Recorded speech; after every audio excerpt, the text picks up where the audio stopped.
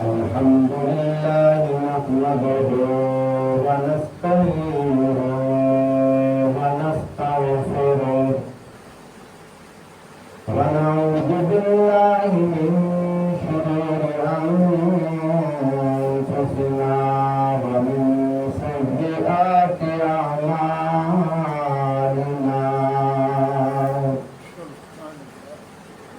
من يهده الله فلا مضل له ومن يضلله فلا هادي له ونشهد أن سيدنا وسندنا وحبيبنا وهادينا ومهدينا ومرشدنا وطبيبنا ملجانا مأوانا مولانا محمدا عبده ورسوله.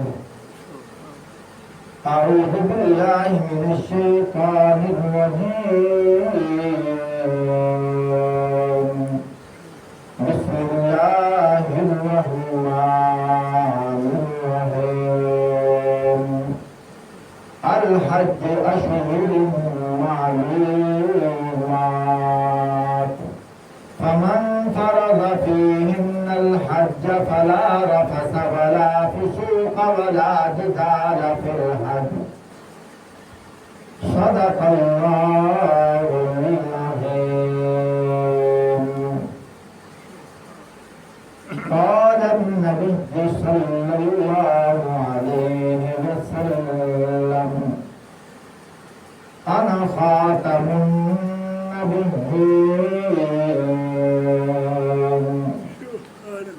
لا نبي بعدي، أو كما قال عليه الصلاة والسلام: من زار قبري وجبت له شفاعتي، أو كما قال عليه الصلاة والسلام.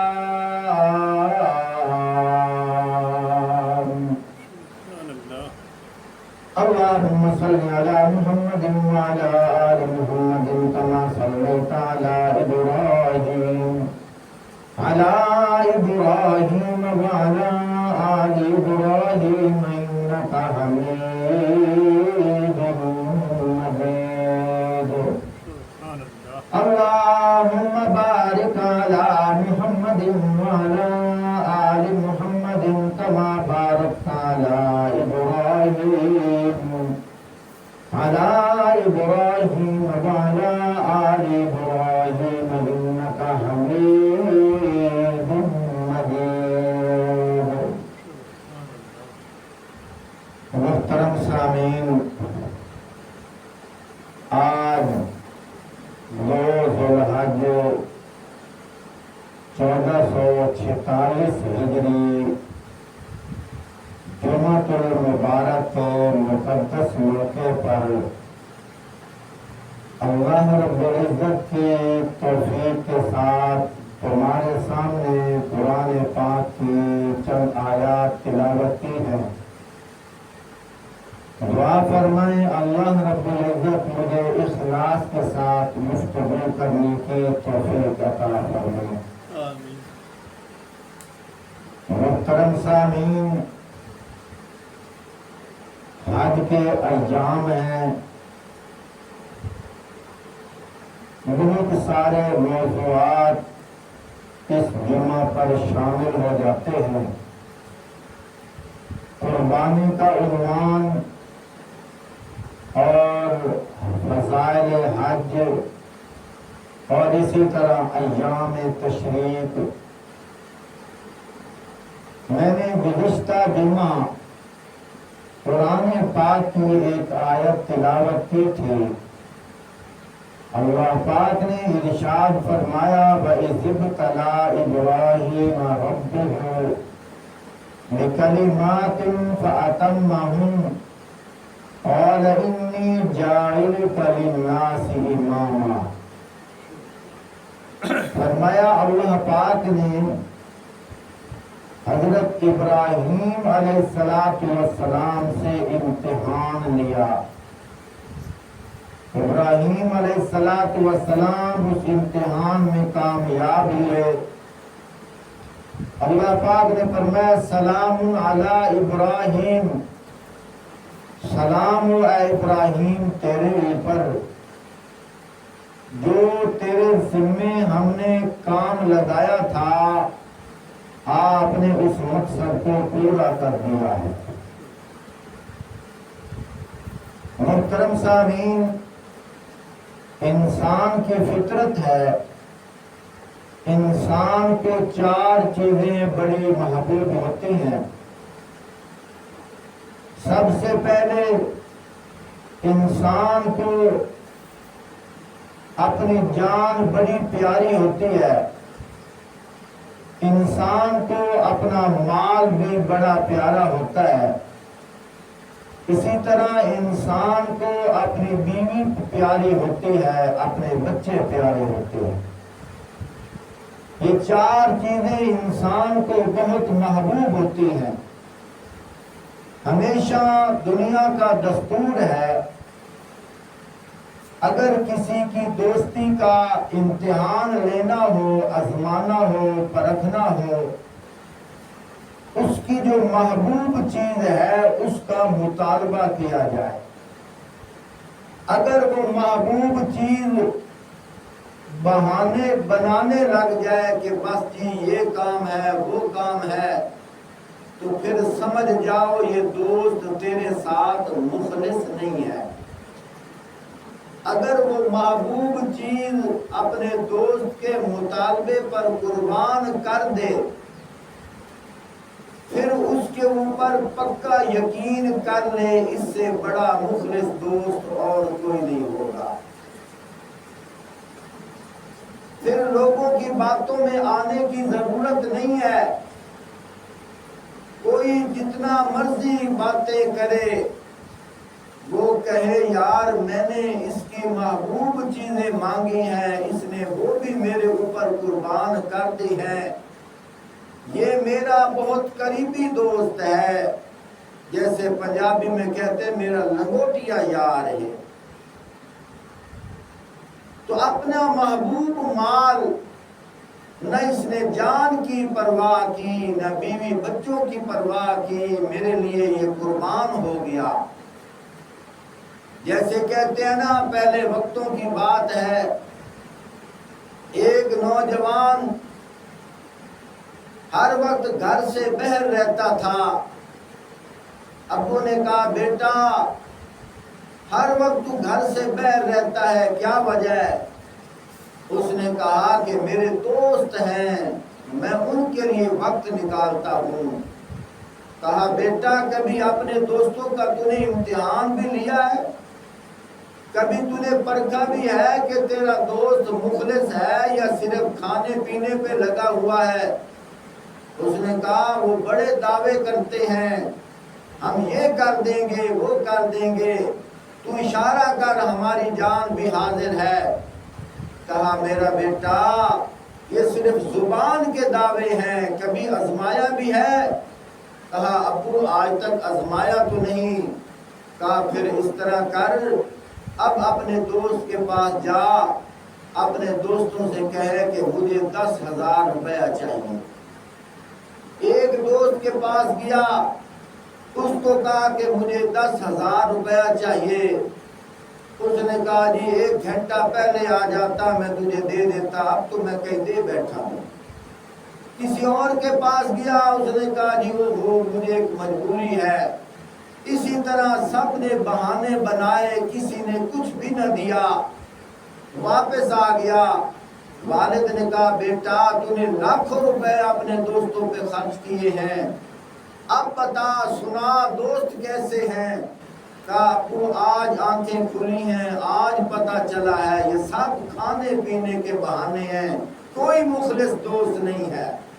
کہا بیٹا مخلص دوست وہ ہوتا ہے جو اپنی محبوب چیزیں اپنے دوست کے کہنے پہ قربان کر دے.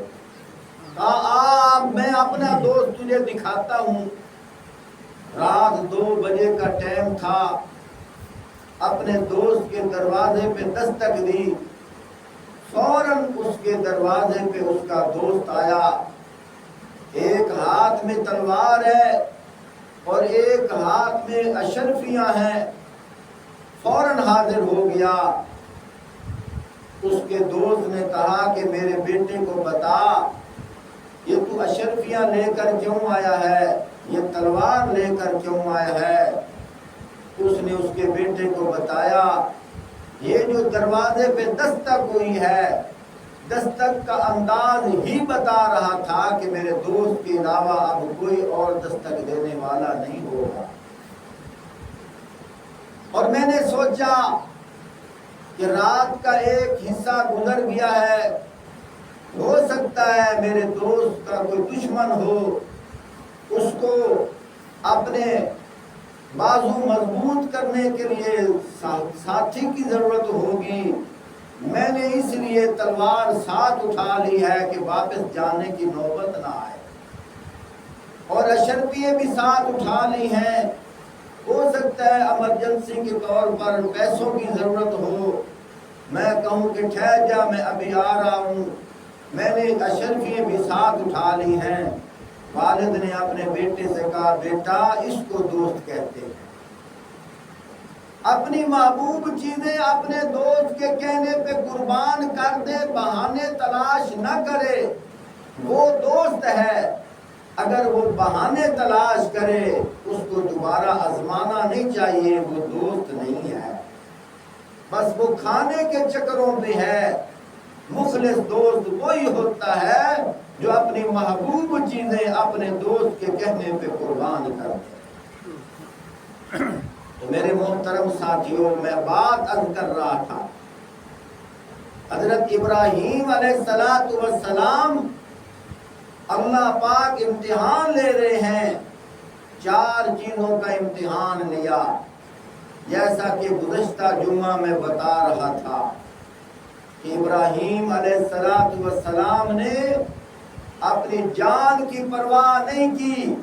اللہ کی محبت میں گرفتار ایسے ہوئے کہ دشمنان اسلام نے ان کو اٹھا کر آگ کے اندر ڈال دیا. اور پھر فرشتے امتحان لینے کے لیے آ گئے, کہنے لگے اے ابراہیم اگر آپ کہیں بارش والا فرشتہ میرے ساتھ ہے, یہ بارش بہا دے گا, آگ ساری ختم ہو جائے گی.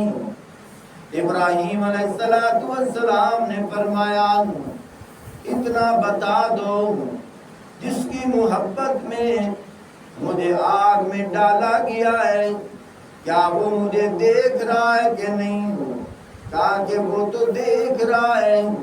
کہا کہ تم چلے جاؤ, اگر وہ میرے جلنے پہ راضی ہے میں جلنے کے لیے تیار ہوں. سبحان اللہ. فرشتے جب واپس چلے گئے, اللہ نے امتحان لینا تھا. اللہ پاک نے پھر اسی آگ کو کہا قلنا یا نار کونی بردا وسلاما علی ابراہیم. اللہ پاک فرماتے ہیں ہم نے کہا اے آگ ٹھنڈی ہو جا, سلامتی والی ہو جا. ابراہیم علیہ السلام پر فرمایا وہ آگ ٹھنڈی ہو گئی. ابراہیم علیہ السلام پر جو رسیاں بندھی ہوئی تھیں وہ تو جل گئیں, لیکن ابراہیم علیہ السلام کے جسم کو ذرہ برابر تپش محسوس نہ ہوئی. یہ امتحان تھا. دوسرا امتحان مال کا. قرآن پاک کے اندر اللہ پاک ارشاد فرماتے ہیں, فرمایا کہ 2 فرشتے حضرت ابراہیم علیہ السلام کے پاس آئے، چھوٹے چھوٹے بچے بن کر انسانی صورت کے اندر آئے۔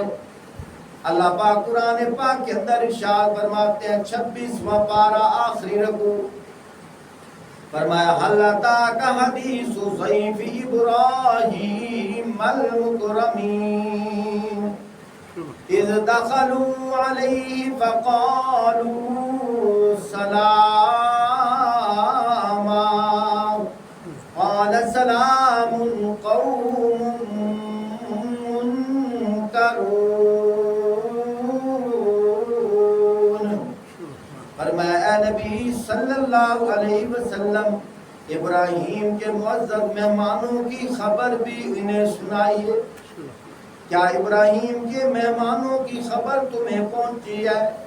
جب وہ ابراہیم علیہ السلام کے پاس آئے اور ابراہیم علیہ السلام کو انہوں نے سلام کہا، ابراہیم علیہ السلام نے ان کے سلام کا جواب دیا۔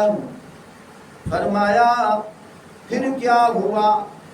ابراہیم علیہ السلام بڑے مہمان نواز تھے، یہ نہیں پوچھا کون ہو، کہاں سے آئے ہو، کیا کرنے آئے ہو، بس مہمان سمجھ کر ابراہیم علیہ السلام نے ان کو بیٹھک میں بٹھا دیا۔ گھر کے اندر چلے گئے، ایک بڑا خوبصورت بچڑا کھڑا ہوا تھا، ان کو جلدی جلدی ذبح کر دیا، گوشت بنایا، بوٹیاں بنائی، پکانا شروع کر دیا، پکا کر تھال میں لا کر پیش کر رہے ہیں۔ ابراہیم علیہ السلام نے جب تھال میں رکھ کر سامنے پیش کیا، ابراہیم علیہ السلام نے ان سے کہا کہ کھاؤ، کیوں نہیں کھاتے؟ حالانکہ وہ تو فرشتے تھے، انسانی صورت میں آئے ہوئے تھے، اب وہ آگے ہاتھ نہ بڑھائیں۔ وہ بڑے حیران ہوئے، سمجھ نہیں آتی، میں نے تو ان کو مہمان سمجھ کر ان کی مہمان نوازی کی ہے، اور میں نے ایک بہت بڑا بچڑا ذبح کیا ہے کہ سیر ہو کر کھائیں گے، لیکن انہوں نے ہاتھ بھی آگے نہیں کیا۔ ابراہیم علیہ السلام ان سے پوچھ رہے ہیں، اللہ پاک قرآن پاک کے اندر ارشاد فرماتے ہیں، فرمایا فراغ الی اہلہ فجاء بعجل سمین۔ پھر وہ چپکے سے اپنے گھر والوں کے پاس گئے اور ایک بھنا ہوا موٹا تازہ بچڑا لا کر مہمانوں کے آگے پیش کر دیا۔ اور جب دیکھ رہے ہیں کہ وہ نہیں کھا رہے، ابراہیم علیہ السلام فرمانے لگے قال الا تأکلون، بتاؤ تو صحیح تم کھاتے کیوں نہیں ہو؟ فَأَوْجَسَ مِنْهُمْ خِیفَةً، ابراہیم علیہ السلام کے دل میں خوف آنے لگا۔ خوف سے کیا مراد ہے؟ پہلے وقتوں کے اندر یہ رواج تھا، اگر کسی کو کوئی تکلیف دینی ہو، کسی کے ساتھ دشمنی ہو، کسی سے کوئی بدلہ لینا ہو، کسی کو کوئی نقصان دینا ہو، اس کے گھر سے پانی نہیں پیتے تھے، اس کے گھر سے کھانا نہیں کھاتے تھے۔ ابراہیم علیہ السلام کے دل میں خیال آنے لگا، کہیں یہ میرے دشمن تو بن کے نہیں آئے، کھانا کیوں نہیں کھا رہے؟ حالانکہ انہیں کیا پتا تھا یہ تو اللہ کے فرشتے ہیں۔ انسان ذرا غور کرے، جو لوگ کہتے ہیں نا اللہ کے نبی غیب کا علم جانتے ہیں، ایک منٹ کے لیے سوچو، غصے سے ہٹ کر تھوڑا سا سوچو، اللہ قرآن میں فرما رہے ہیں، کیا ابراہیم علیہ السلام اللہ کے نبی نہیں تھے؟ سامنے فرشتے انسانی صورت میں آئے بیٹھے ہیں، اگر غیب کا علم جانتے ہوتے، انہیں پتا تھا کہ یہ تو فرشتے ہیں، انسان نہیں، پھر بچڑا کیوں ذبح کیا، بوٹیاں کیوں بنائیں، پھر اندر خوف کیوں طاری ہونے لگا؟ ذرا انسان سوچے تو صحیح نا، قرآن کے اندر ہے، میں کوئی اور ڈائجسٹ وغیرہ نہیں پڑھ رہا، میں نے اللہ کے قرآن کا حوالہ دیا ہے۔ اور جو لوگ کہتے ہیں فرشتے غیب کیسے جانتے ہیں، یہاں تو پتہ چل گیا، اگر فرشتوں کو پتہ ہوتا ابراہیم علیہ السلام اندر ہمارے لیے انتظام کر رہے ہیں تو ان کو منع کر دیتے۔ اب دیکھو، نہ فرشتوں کو پتہ ہے نہ ابراہیم علیہ السلام کو پتہ ہے، فرشتوں کو نہیں پتہ یہ کیا کر رہے ہیں، ابراہیم علیہ السلام کو نہیں پتہ یہ کون ہے۔ انسان ذرا سوچے تو صحیح، غصہ نہ کرے، تھوڑا سا محبت کے انداز میں آ کر انداز قرآن کو دیکھے، ذرا سوچے تو صحیح۔ اب نہ فرشتوں کو پتہ ہے نہ اللہ کے نبی کو پتہ ہے، معلوم یہ ہوا غیب کا علم ایک خاصا میرے اللہ پاک کا ہے، غیب کا علم اللہ کے سوا اور کسی کے پاس نہیں۔ للہ غیب السماوات والارض وعندہ مفاتح الغیب، غیب کی چابیاں صرف اللہ کے پاس ہیں، لا يعلمها الا هو، اس کے علاوہ کوئی علم نہیں جانتا۔ انسان ذرا سوچے تو صحیح، قرآن صاف لفظوں میں بتا رہا ہے۔ خیر جناب والا، اللہ پاک قرآن پاک کے اندر کیا فرماتے ہیں؟ فَأَوْجَسَ مِنْهُمْ خِيفَةً، ابراہیم علیہ السلام کو تجسس ہونے لگا، دل میں خوف طاری ہونے لگا۔ جب زیادہ خوف بڑھنے لگا، فرشتوں نے کہا کہ آپ خوف کیوں کھا رہے ہو؟ انہوں نے کہا کہ آپ کھاتے کیوں نہیں؟ اللہ قرآن پاک کے اندر ارشاد فرماتے ہیں، فرشتوں نے کہا قالوا لا تخف، اے اللہ کے نبی آپ خوف نہ کھائیے، آپ ڈریے نہیں، ہم اس لیے نہیں کھا رہے کہ ہم آپ کے دشمن ہیں، ہم تو اس لیے نہیں کھا رہے کہ ہم فرشتے ہیں، اور فرشتے کے اندر اللہ پاک نے یہ کیفیت رکھی ہے، نہ کھا سکتا ہے نہ پی سکتا ہے۔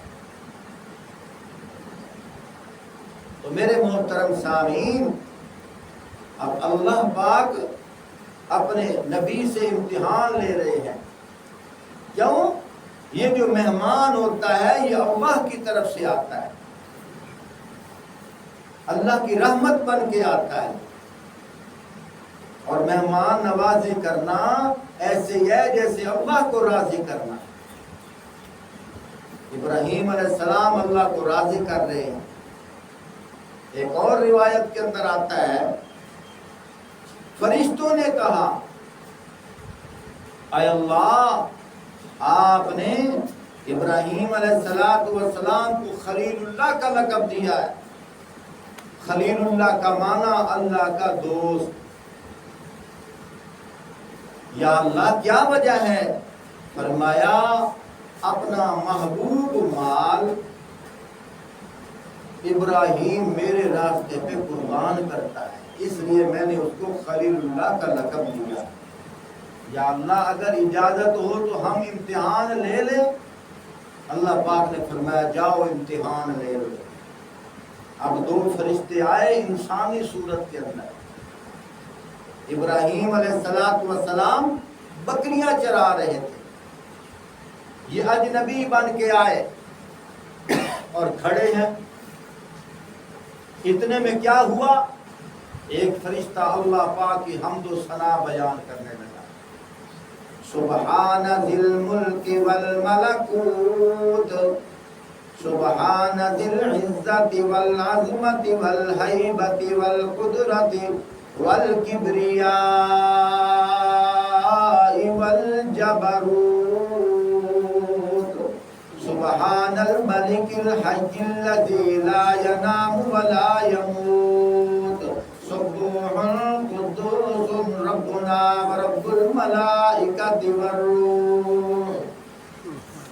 کیونکہ ہم اجمی ہیں، ہمیں اتنا پتہ نہیں، ان کلمات کے اندر کتنی تازگی ہے، کتنا سرور ہے، اللہ پاک کی کتنی عظیم تعریف ہے۔ اب یہ فرشتے پڑھ رہے ہیں اور ابراہیم علیہ السلام بکریاں چلا رہے تھے، ان کا خیال ادھر سے ہٹ گیا، اس آواز کی طرف لگ گیا، ان کو لذت آنے لگی، سرور آنے لگا۔ جب آواز رکتی ہے ابراہیم علیہ السلام ان کو فرماتے ہیں ایک دفعہ پھر سناؤ۔ کہا کہ پہلے جب ہم نے سنایا ہے کیا آپ کو مزہ آیا ہے؟ کہا کہ بڑا مزہ آیا۔ فرمایا اگر آپ کا دل خوش ہوا ہے تو ہمارا اکرام کریں، ہمیں تحفہ دیں، ہمیں انعام دیں۔ ابراہیم علیہ السلام نے فرمایا یہ جتنی میری بکریاں ہیں سارے اس کے بدلے میں تمہیں دیتا ہوں۔ دوبارہ پھر سنایا، کہا ایک بار پھر سناؤ۔ کہا کہ جو ہم نے دوبارہ سنایا ہے ان کا انعام دو۔ ابراہیم علیہ السلام نے فرمایا بکریاں چرانے کے لیے تمہیں چروائے کی ضرورت ہوگی، اس کے بدلے مجھے رکھ لو۔ اس وقت وہ مسکرا پڑے، کہنے لگے بس بس ہم تو آپ کا امتحان لینے کے لیے آئے تھے۔ واقعتاً اللہ کی محبت میں نہ آپ اپنے مال کا نہ اپنے مال کی پرواہ کرتے ہیں، نہ اپنی جان کی پرواہ کرتے ہیں، اس لیے تو اللہ پاک نے آپ کو خلیل اللہ کا لقب دیا ہے۔ تو میرے محترم سامعین، ابراہیم علیہ السلام کی جان کا امتحان لیا، کامیاب ہو گئے، پھر مال کا امتحان لیا، کامیاب ہو گئے، پھر ابراہیم علیہ السلام کی بیوی کا امتحان لیا جا رہا ہے، مائی ہاجرہ اور چھوٹا سا بچہ، چند دنوں کا بچہ جن کو جناب حضرت اسماعیل علیہ السلام کہا جاتا ہے۔ اللہ پاک نے کیا فرمایا؟ فرمایا اے ابراہیم، جی اللہ، فرمایا اس طرح کیجیے کہ اپنی بیوی اور بچے کو لے جائیے، جا کر میرے گھر کے قریب چھوڑ دیجیے، اور پیچھے ہٹ کر دیکھنا بھی نہیں ہے، بولنا بھی نہیں ہے۔ توجہ کیجیے، حج کے ایام ہے نا، تو اسی مناسبت سے میں بات عرض کر رہا ہوں۔ اللہ پاک کو یہ ادائیں اتنی پسند آئی، اللہ پاک نے ہر سال حج کرنے والوں کو حکم فرمایا کہ جو مائی ہاجرہ میری محبت میں آ کر اس نے جو 7 چکر لگائے تھے، اے حاجیوں تم بھی حج کرنے کے لیے آؤ گے تو 7 چکر لگا رہے گا۔ اب خود اندازہ لگاؤ، تھوڑے سے ستو ہے، تھوڑا سا پانی ہے، نہ کوئی مکان ہے، نہ کوئی پرندہ ہے، نہ کوئی درخت ہے، ویرانہ ہی ویرانہ ہے، وہاں چھوڑ دیا، اور بتایا بھی نہیں میں جا رہا ہوں اور کب آؤں گا، یہ بھی نہیں بتایا، چل پڑے۔ پیچھے سے بیوی چلی، کہنے لگی کہاں جا رہے ہو، بتاتے بھی نہیں۔ اللہ پاک نے فرمایا اے ابراہیم بولنا بھی نہیں ہے۔ جنہوں نے اپنی بیویاں پیاریاں تھوڑے سینے تے ہاتھ رکھ کے دیکھو اس میں کیری حالت ہوتی ہے۔ فرمایا بولنا بھی نہیں ہے، جواب بھی نہیں دینا۔ ابراہیم علیہ السلام خاموش ہیں۔ آخر میں بیوی نے پیچھے سے پلو پکڑ کر کہا اتنا بتا دو کس کے سہارے چھوڑ کے جا رہے ہو؟ فرمایا ابراہیم اب بھی نہیں بولنا، صرف اوپر انگلی کا اشارہ کر دو۔ بس انگلی کا اشارہ کر دیا۔ پھر کیا ہوا؟ بیوی کہنے لگی اچھا اللہ کے حوالے کر کے جا رہے ہو، جاؤ تم ایسے کے حوالے کر کے جا رہے ہو جو ہمیں ضائع نہیں کرے گا۔ چلے گئے، ستو ختم، پانی ختم، اب جسم میں جان ہو تو بیٹے کو دودھ پلایا جائے، غذا بھی نہیں ہے اور بیٹا تڑپ رہا ہے۔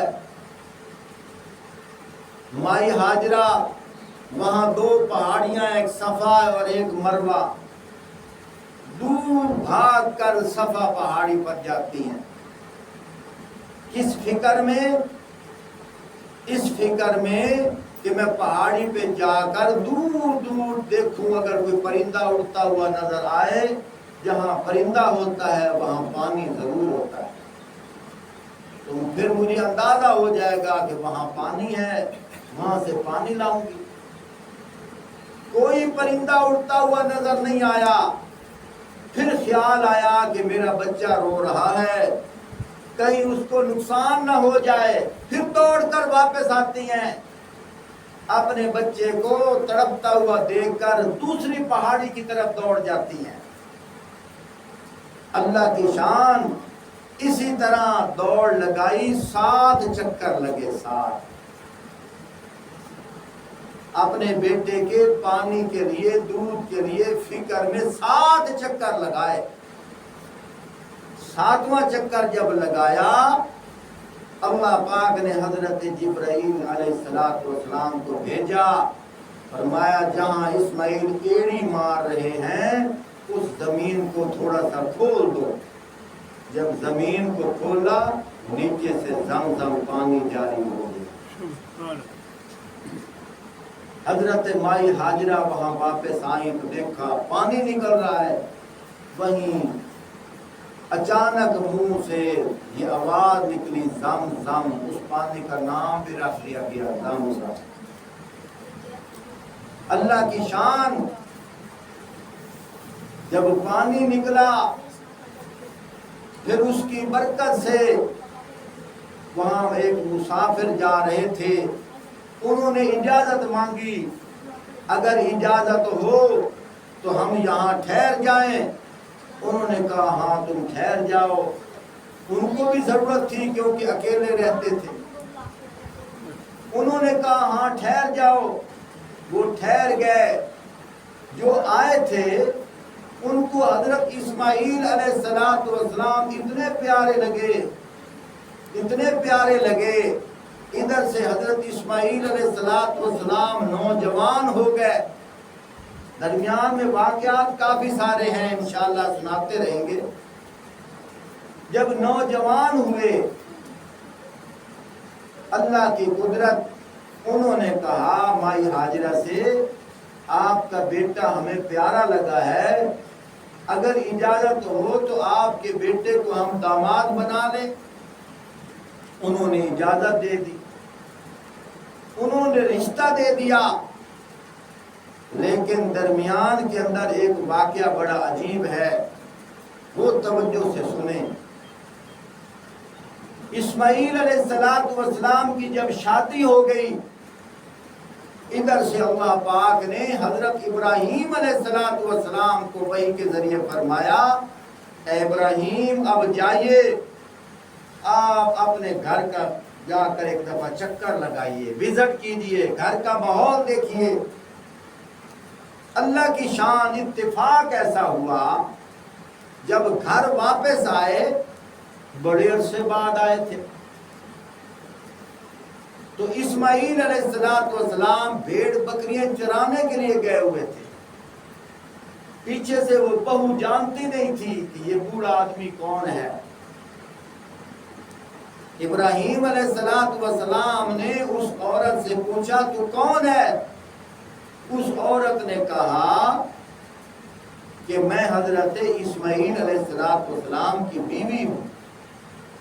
ابراہیم علیہ السلام نے ابھی اپنا تعارف نہیں کرایا، لیکن یہ پوچھا سناؤ وہ تمہارے ساتھ کیسا سلوک رکھتا ہے، کیسا برتاؤ کرتا ہے۔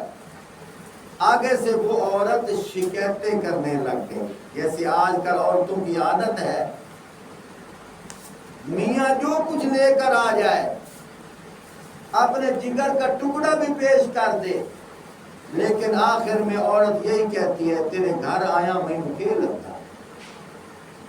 وہ اپنا سب کچھ قربان بھی کر رہا ہے، مزدوری کر رہا ہے، تھکا ہارا ہوا گھر شام کو آتا ہے، یہ 2 لقمے ہی کھانے ہیں نا، ہوٹل پہ کھا لیتا، لیکن اپنی بیوی کے اوپر اس نے جوانی لٹا دی، سارا مال قربان کر دیا، چھوٹی سی فرمائش پوری نہیں ہوئی تو عورت کیسی نہ شکری ہوتی ہے، اپنے میاں سے کہتی ہے میں کہیں اور شادی کرا لوا، تیرے گھر آیا میں نے کے لگتا ہے، تو یہ بھوک ننگی لگتی ہے اور کے لگتا ہے۔ تو میرے محترم ساتھیوں، یہاں سے سبق لینا چاہیے کہ اس عورت نے اپنے خامد کی شکایتیں کرنا شروع کر دی، او جی کبھی سامان لاتے ہیں کبھی نہیں لاتے، بھوک سے مر رہے ہیں، کھانا جو ہے سبزی وغیرہ کا صحیح انتظام نہیں ہے۔ ابراہیم علیہ السلام غور سے ساری باتیں سنتے رہے، آخر میں جاتے ہوئے کہنے لگے اب تیرا میاں آئے نا، اس کو کہہ دینا کہ ایک آدمی آیا تھا، اس نے کہا تھا کہ اپنی چوکھٹ تبدیل کر دے، مجھے یہ چوکھٹ پسند نہیں ہے۔ معلوم یہ ہوا جو بیوی اپنے خاوند کی پیٹھ پیچھے شکایتیں کرتی ہے، وہ بیوی گھر کے اندر بیوی بننے کے لائق نہیں ہے، اللہ کو وہ پسند نہیں ہے۔ ابراہیم علیہ السلام نے کیا فرمایا کہ اس کو کہہ دینا کہ ایک آدمی آیا تھا، اس نے کہا کہ یہ چوکھٹ مجھے پسند نہیں، اس کو تبدیل کر۔ شام کو حضرت اسماعیل علیہ السلام آئے، انہوں نے دیکھا کہ نشانات لگے ہوئے ہیں، کہا کہ کسی آدمی کے پاؤں کے قدم لگے ہوئے ہیں، نشان لگے ہوئے ہیں، کوئی آیا تھا؟ بیوی نے کہا ہاں ایک بوڑھا آدمی آیا تھا، اس نے آپ کا پوچھا، کہا اس نے کوئی بات بھی کی تھی؟ کہا کہ گھر کے حالات پوچھ رہا تھا، تو میں نے گزر اوقات کا بتایا۔ کہا پھر کچھ کہا بھی تھا؟ کہا کہ جاتے ہوئے کہنے لگے کہ چوکھٹ تبدیل کر، مجھے پسند نہیں ہے۔ کہا کہ تجھے نہیں پتا وہ میرے ابو تھے، وہ جاتے ہوئے پیغام دے کے گئے ہیں کہ جو میری بہو گلے شکوے کرے اپنے میرے پیٹھ پیچھے، اپنے میاں کے پیٹھ پیچھے اپنے میاں کی برائی کی باتیں کرے، وہ بیوی وہ بہو مجھے پسند نہیں ہے۔ میرے بھائیوں، اس میں پتہ کیا راز ہے؟ شاید آج تک آپ کو کسی نے بتایا نہیں ہوگا، کیونکہ آپ صلی اللہ علیہ وآلہ وسلم حضرت اسماعیل علیہ السلام کی نسل سے آنا تھا، تو اللہ پاک نے آپ صلی اللہ علیہ وسلم کے شجرہ نسب کو اتنا پاک رکھا ہے کہ کافر تو کافر رہے، بیوی جو ہے بیوی اسماعیل علیہ السلام کی، جس کے دل میں اپنے میاں کی قدر نہیں ہے، اللہ کو وہ بھی پسند نہیں ہے۔ کل کوئی آپ صلی اللہ علیہ وسلم کے شجرہ نسب پہ انگلی نہ اٹھائے کہ دیکھو جی ان کے والد اسماعیل کی بیوی کیسی تھی کہ میاں کے گلے شکوے کرتی تھی، تو فوراً طلاق دے دی، ایک اور بیوی سے شادی کی جس کا شجرہ نسب آگے چلا اور آپ صلی اللہ علیہ وسلم پیدا ہوئے۔ اس لیے عورتوں کو چاہیے، کیوں؟ اللہ پاک قرآن پاک کے اندر ارشاد فرماتے ہیں وَخَلَقْنَاكُمْ أَزْوَاجًا، ہم تمہارا جوڑا جوڑا بناتے ہیں۔ کبھی عورتیں غور کر لیتی، جب گھر کے اندر بیٹھی ہوئی کہتی ہیں نا میرا اچھا بھلا فلاں سے رشتہ ہو رہا تھا، تو منحوس مجھے ملا ہے، تیرے ساتھ میرا رشتہ ہو گیا ہے، تو ایسا ہے، کاش کہ کبھی سوچ لیتی یہ جس کو منحوس کہہ رہی ہے اس کا کیا قصور ہے، اللہ کے انتخاب کو نہیں دیکھتی۔ اللہ فرماتے ہیں ہم نے تیرا رشتہ جوڑا ہے، وَخَلَقْنَاكُمْ أَزْوَاجًا، کہتے ہیں جوڑے آسمانہ دے بن دے، یہ جوڑا اللہ پاک فرماتے ہیں ہم نے بنایا ہے۔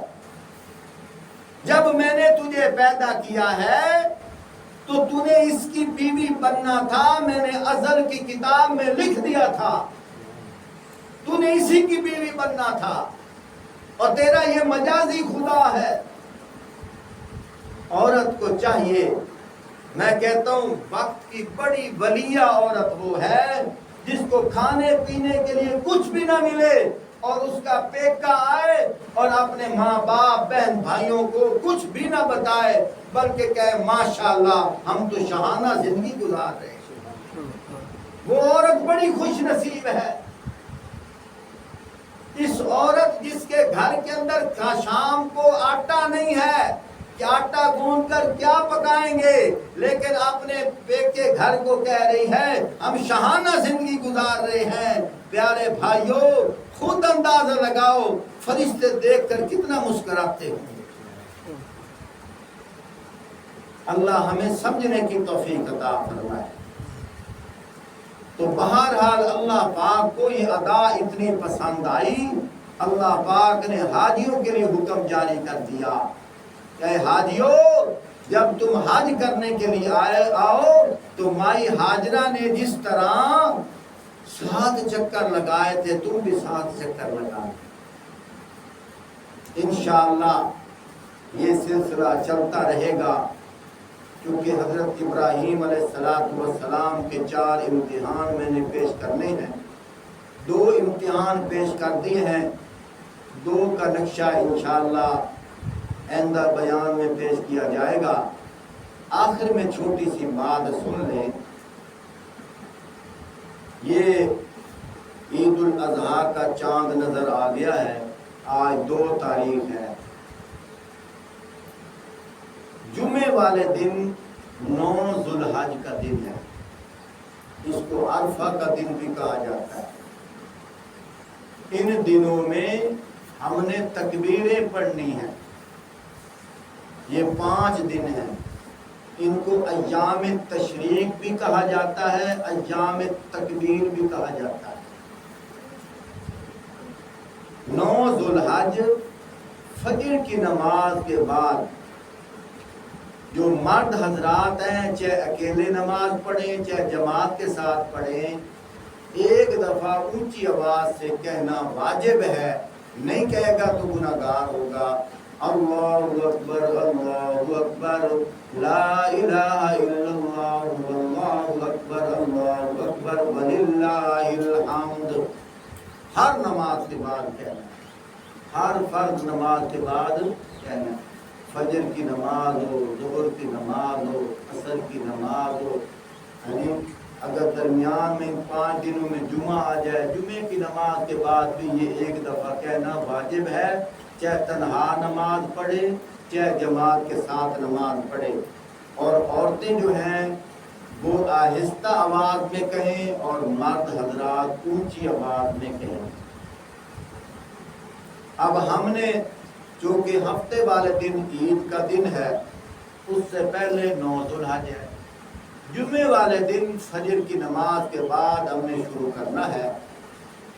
جمعہ 1 دن، پھر ہفتہ 2 دن، پھر اتوار 3 دن، سوموار 4 دن، اور منگل 5واں دن عصر کی نماز کو ہم نے پڑھنا ہے بس۔ عصر کی نماز کے بعد پڑھ کر پھر مغرب کی نماز کے وقت نہیں پڑھنا، یہ ہم پر پڑھنا واجب ہے۔ میرا کام تھا مسئلہ بتا دینا، اللہ پاک ہمیں عمل کرنے کی توفیق عطا فرمائے۔ وآخر دعوانا